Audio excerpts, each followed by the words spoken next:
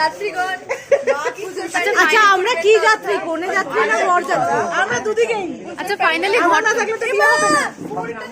এই তো আবার এই বাবা, এটা কিন্তু খুব খারাপ হলো।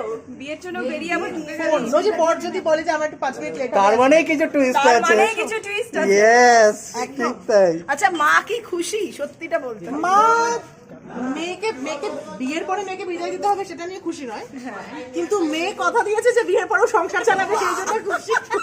আচ্ছা ফাইনাল এই তো বর পেছনে বাবা পরে ওই তো পুরো এই যে হ্যাপি এজ